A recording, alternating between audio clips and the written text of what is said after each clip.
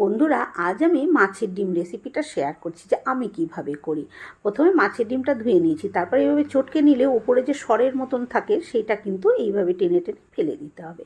তারপরে এর মধ্যে দিয়ে দিলাম 2 চামচ বেসন, একটা পেঁয়াজ কুচি, স্বাদ মতন লঙ্কা কুচি, 1 চামচ গ্রেট করে নেওয়া আদা, হাফ চামচ আদা রসুন বাটা, হাফ চামচ হলুদ গুঁড়ো, আর পরে দিয়ে দিলাম হাফ চামচ গরম মশলা গুঁড়ো, আর হাফ চামচ জিরের গুঁড়ো, আর স্বাদ মতন লবণ দিয়ে খুব ভালো করে এটাকে এইভাবে মিশিয়ে নেব, মানে মেখে নেব।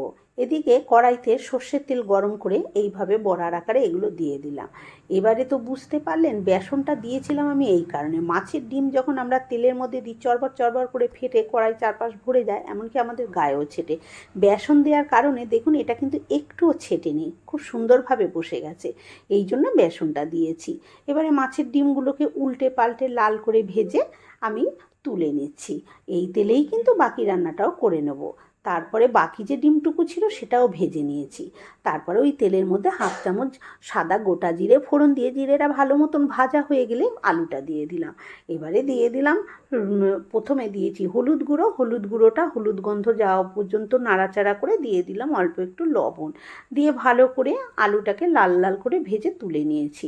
এবারে দিয়ে দিলাম একটা মিডিয়াম সাইজের পেঁয়াজটা একটু ব্রাউন কালার হয়ে আসলে দিয়ে দিলাম হাফ চামচ মতন আদা রসুন বাটা, আর দিয়ে দিলাম একটা টমেটো। খুব ভালো করে এইভাবে কষিয়ে নেব। একটু লবণ দিয়ে দিলাম যাতে টমেটোটা তাড়াতাড়ি নরম হয়ে যায়। এবার একটু টমেটোটা নরম হয়ে যাওয়ার পর এখানে আমি অল্প একটু জল দিয়ে তার মধ্যে দিয়ে দিলাম লঙ্কার গুঁড়ো 1 টেবিল চামচ, আর 1 চা চামচ জিরের গুঁড়ো, 1 চা চামচ ধনের গুঁড়ো দিয়ে মশলাটাকে ভালো করে কষিয়ে নিলাম।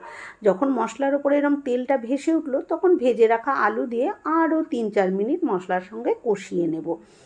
আলুটা মশলার সাথে কষালে অনেকটাই সেদ্ধ হয়ে আসবে। তারপরে দিয়ে দিলাম পরিমাণ মতন জল।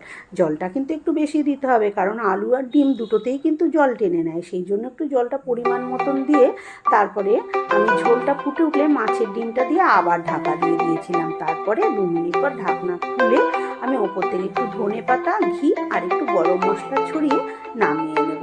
ভিডিওটা কেমন লাগলো কমেন্ট করে অবশ্যই জানিও। ভালো লাগলে একটা লাইক করো, আর আমার চ্যানেলে নতুন বন্ধু হয়ে থাকলে চ্যানেলটি সাবস্ক্রাইব করে নিও। ধন্যবাদ।